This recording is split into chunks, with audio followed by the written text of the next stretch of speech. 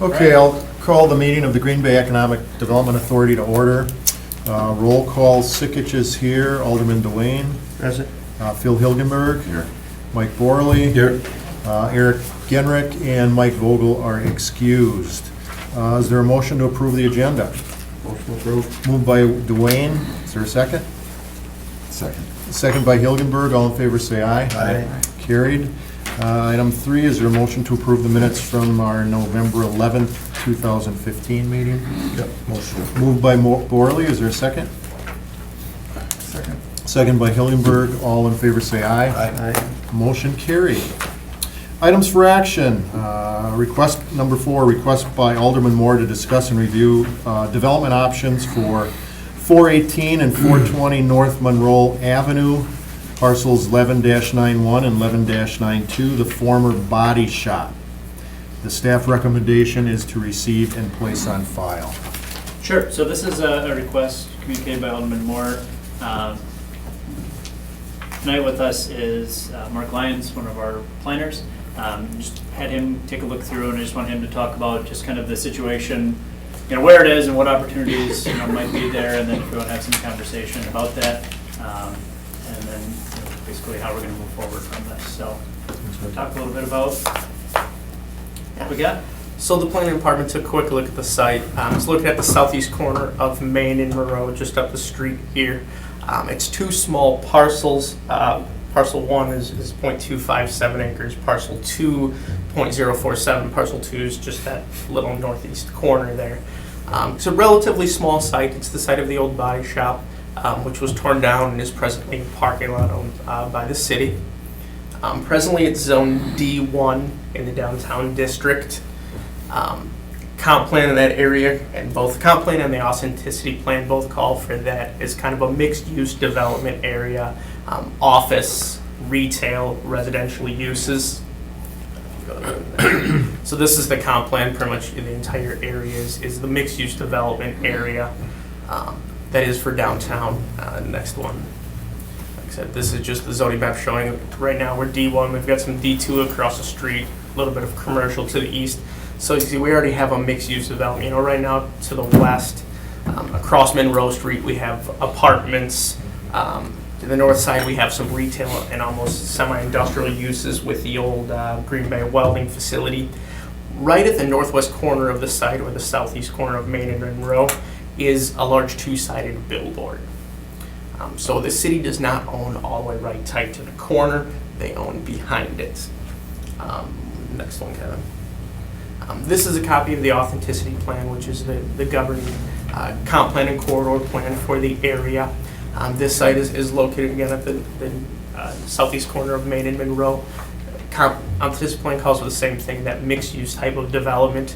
It really focuses on street-oriented buildings, with wanting at least 70% of the building facade to be right up along the street. And then one more.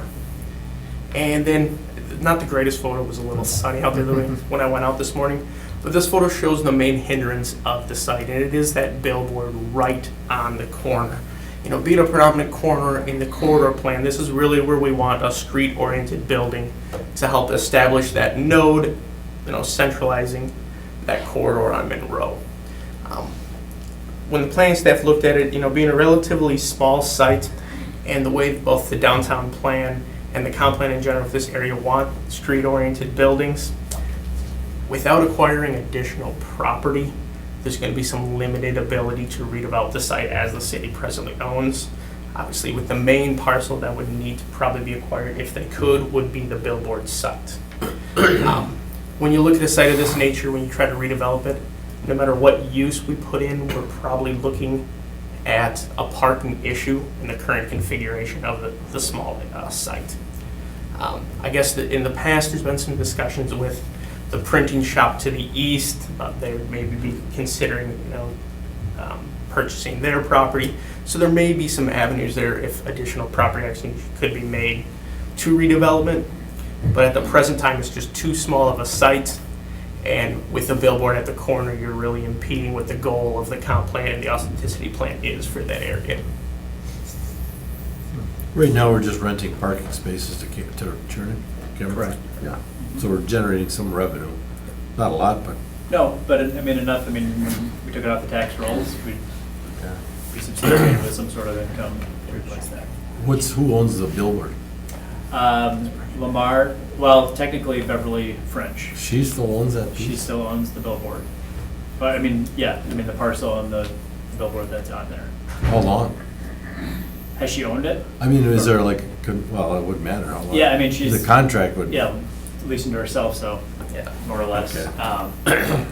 And that's one of the things, you know, in looking at this parcel, and we briefly discussed just, one, the smallness of it, and two, the configuration in order to generate or, you know, run numbers and make a redevelopment that works. It's really tough at that scale, and especially, you know, since you're starting really kind of from ground up. One of the things to look at is, you know, potentially, if there was an interested developer, you know, would the city assist with, you know, some parcel assemblage? I think that's a role we could play. I don't feel, you know, just very loose negotiations. I mean, it seems to be some willing participants in this block, so that could make it work. Probably the toughest thing would be, I mean, and probably been through this many times before, I mean, are the billboards themselves. Right. You know, if the city were to look, or, you know, private property owner were to look at acquiring that parcel, there would, I'm guessing, probably have to be some sort of workout plan for how those billboards would get replaced Right. and or moved. You know, given the traffic volumes on that corridor and the location of where those at, that's gonna be really hard to match somewhere else in the city. But is there a way to creatively, depending on the size and scale of the development, configure those back into whatever is Right. being, you know, constructed there? You know, it's a difficult site, it's not an impossible site, but in terms of like at this time, you know, I guess the request or the recommendation to receive and place on file, you know, not really having a project at hand at the moment. You know, as far as us proactively doing something, I don't know, I guess, kind of the return on that rate. Right. Now, it's one of the things, I mean, in terms of, you know, when we advertise sites and properties, that's in our, Database List of that is things. available or whatever, okay. Yep. That's you know, but really at this time, I don't know of an action, I mean, but pending the discussion here, if you want to direct us in a different direction, we're open to that. You know, just at this time, I'm not sure what that would be. Before the meeting started, I was chatting with Mark a little bit, and I think you guys got plenty on your plate right now, and I agree with the recommendation that, you know, put it on file, make sure it's in our database as far as available properties, and see what could become of it. Right now, as a developer, it's worth nothing. Yeah. Unless Miss French is in the kindness of her heart and wants to donate that parcel. Well, and like I said, I think That'd be fine. if you look at assembling maybe some adjacent parcels and kind of try to incorporate that advertising into whatever development is there, I mean, I don't think it's impossible, but No. it's probably not a real high priority. I think you cross that bridge when you get to it. Right. What type of revenue is it generating right now? Do they rent out each space or the whole parking lot? They rent out the lot. I don't have the numbers. Did you come across? I did not. What our agreement is? I don't have, I mean, I can look in and follow up on that. They Please. lease the whole thing and basically assign that to their employees.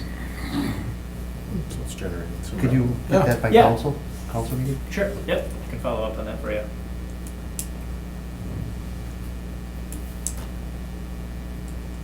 Are we looking for a motion? Well, yeah, any further discussion? Otherwise, I'd entertain a motion to refer this to staff and have them place it on file. I'll make a motion to that effect. Okay, moved by Borley, is there a second? Second. Second by Dwayne, all in favor say aye. Aye.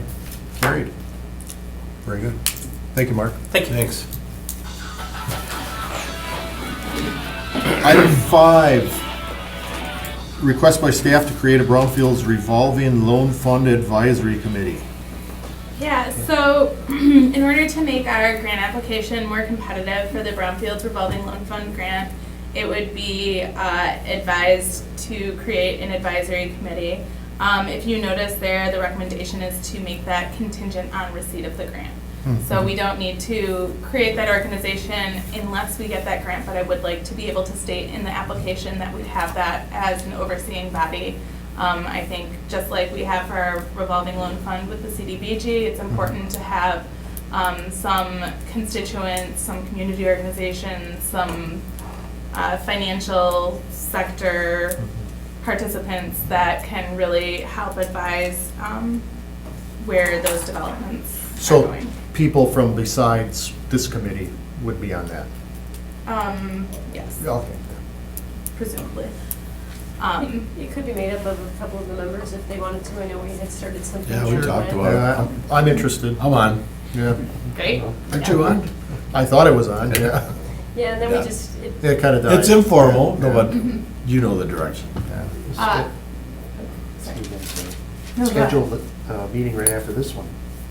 that's what we had talked about in the past. And I Right. think that would have been, we just didn't have all these pieces together, but we were kind Right. of ahead of the game. And now I Right. think we were just proactive in getting those pieces of the puzzle together because we were doing a lot of brownfield work. But now it's got, Teeth. it's a requirement of the loan and Yeah. or the. Yeah. Yeah, and I think it'd be So- good to have, at least one council member on it. Absolutely. Yeah. That'd be You great. know, so. Definitely. I think the way I've written it so far is that it would be like a subcommittee of the ADA. Right, okay, that's fine. No, but you had some volunteers right here, so, Great. sounds good. Do you want a motion? Well, we need a motion. I'd make that motion. Moved by Hilgenberg to have staff create a revolving loan fund program.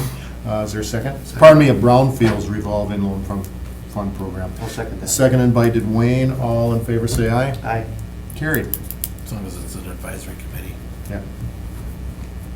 Items for discussion. Director's update. So just a few things. At our last meeting, we made a recommendation to Plan Commission to rezone UD for Erie Road parcel out at Erie Right, Road in Mason. right. So that went to Plan Commission. Right. They recommend changing that from entertainment to light industrial. So that'll go to the council at their meeting on the 15th. Okay.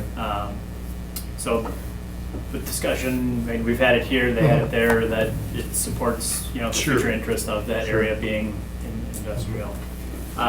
Just probably have heard at RDA, committee approved basically kind of a workout plan for Larson Green in terms of moving forward. What it does, BMO is ready to call the note, and it puts us in a position to get title from the property from OBI and then work with DDL through the next year to have them acquire the whole parcel. Good. Based on what they've done with the parcels in the southwest corner, we feel that they will be the ones to continue that mixed-use development. To the north, they've had some proven success. They've met their projections, in fact exceeded, what they've done. They also bring some advantages in having historic tax credits locked up in those other buildings that exist out there, which is a great advantage for redeveloping that site. But not to string the city out too long, they'll need to move forward on this next year. So yeah, we're so excited about moving forward with that. The Uptown Stadium District conversation that Harry and I just briefly chatted about, Stephanie in planning right now is drafting an RFP that we'll probably send out, I think, after the first of the year. We brought in 3 consultants to kind of get their feeling and ideas of what we should be looking at. We want to bring that forth early next year, and really the 2 things that were mainly discussed are what's the appropriate mix of land uses down in this area. And this is the area I'm talking about, basically east of Brett Favre's Steakhouse Right. to Ashland, to the Tundra Lodge, basically along Canandaigua and Reggie White, that area in there. And with that, after we get some quotes, we've already put it on the laundry list of, using applied surplus funds, that we feel this would be a good use of those funds, just to get some planning done in that area for those uses, and then also, improving pedestrian circulation. Just, there's no sidewalks, there's no lights, so, we have a lot of hotels in that area, when people are going, to a game, either at the stadium or the arena, or Resch Center, just better ways to get some circulation in there as well. Right. So those, we'll see where that moves kind of. Is there a next TIF in year. place for that? Yes. There Yep. is, that's what I thought, I think that's TIF 8 Yeah, down okay. there, but yeah, there was one created in the Tundra Live. So, you know, that's a tool that we have as well, just to kind of, Right. it's happened, and then we just want to make sure that as we kind of complete Mhm. the development there, that we're moving in the right direction. And then the other thing, I think early next year, we're going to get online, maybe even by the end of this year. Julie's been working on updating our property database through, we subscribe to Xceligent. I think, Phil, I think we talked a little bit with you about that. Having hopefully not a really slick interface so that when you get to our website, all the properties that are available in the city of Green Bay from a commercial perspective, and then also some of our properties being able to be displayed on a map and have a great interface, and the ability, if somebody comes on and wants to list their property, a way for them to, one, get it listed with Xceligent, but then also have us know about it as well. And the map's live right now, we just don't have a form for people to put things on it, and we might make some alterations, but Yeah, do you want me to pull up? Turn this up for a second. Were there any other items as I pull this up just for Yeah, I do. discussion? Sure. Of course, you heard on the news last night at PNW Stadium District. It was quite a shocker to us as aldermen that there was discussion that the Oval Office was going to pull out, or thinking about it, or something to that effect. Sure. That land is in the city of Green Bay, correct? Correct. So you're talking about the DeCaster Yes. property. So the DeCasters purchased property, basically 2 parcels of land. We met with them. They came to the city in July saying, hey, we purchased this land. What's the future of this area or of this district, or what do you want to see? And we talked just how it's transitioned from industrial to hotels, restaurants, and then things that are related to kind of an entertainment, district surrounding that area. They discussed the potential of putting in a hotel and what our thoughts were on that.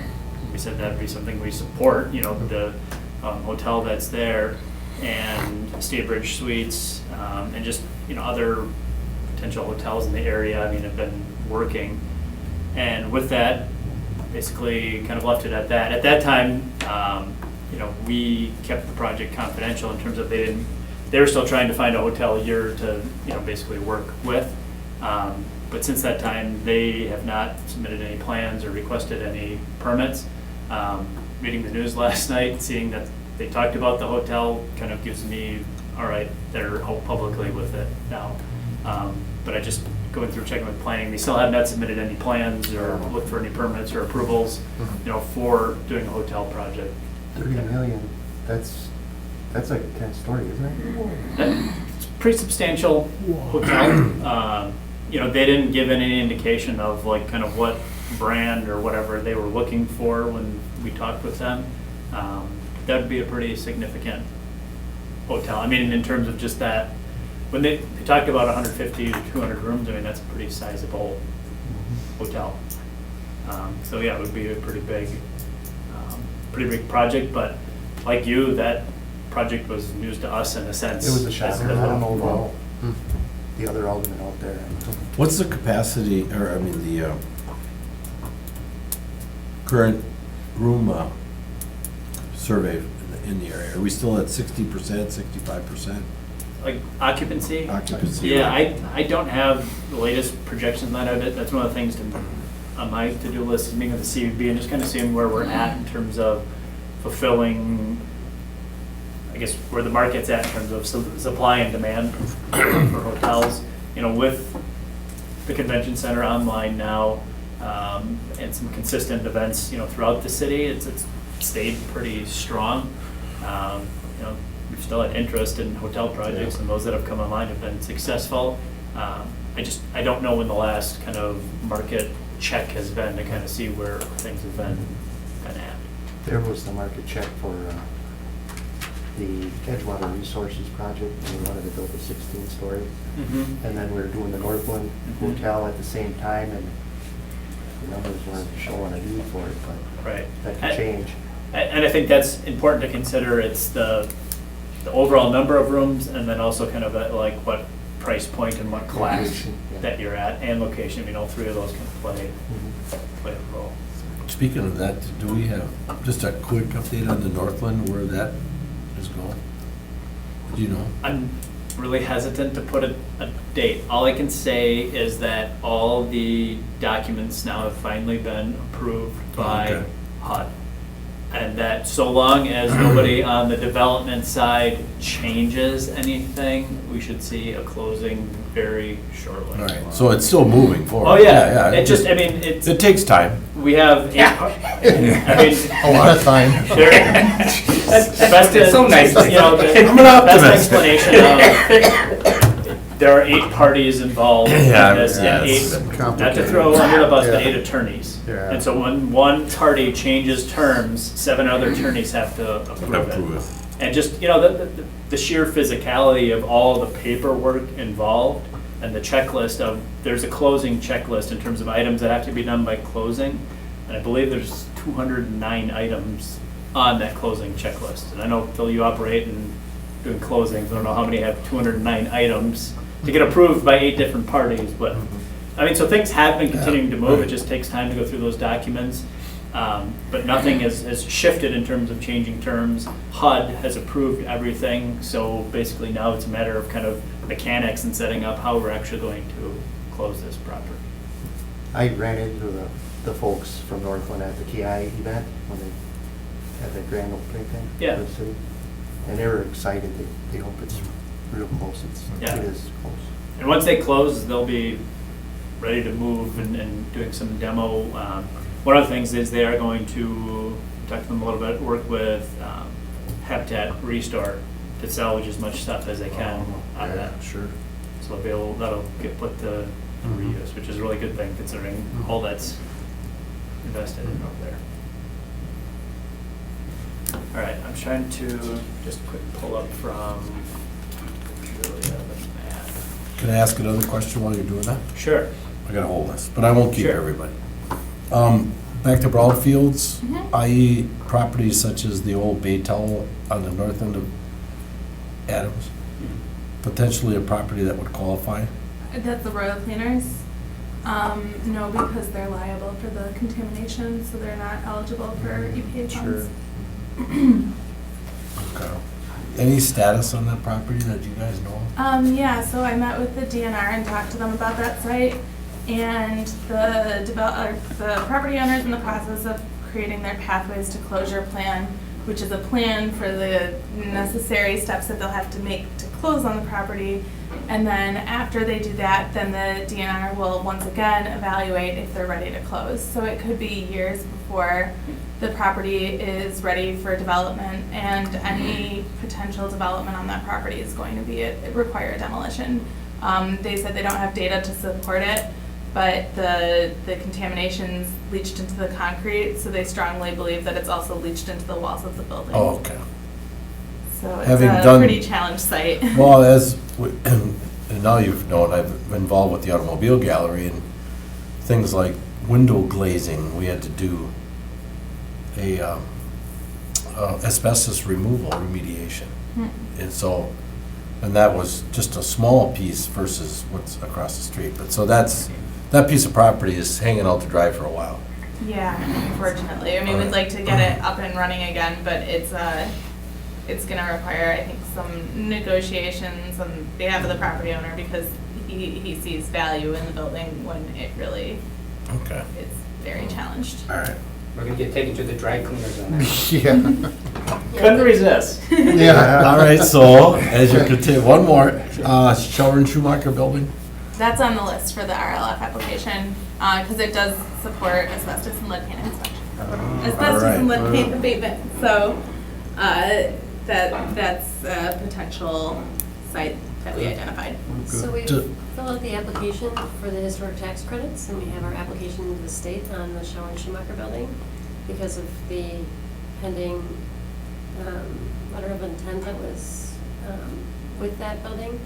And so we have the SHPO officer coming from the state of Wisconsin on Friday at 9 o'clock to review our downtown historic district work along with other projects in the city of Green Bay. So we're moving things forward at many different capacities, but that'll help with development as well, to figure out what is eligible for the historic tax credits and what can be part of our capital stack for these projects.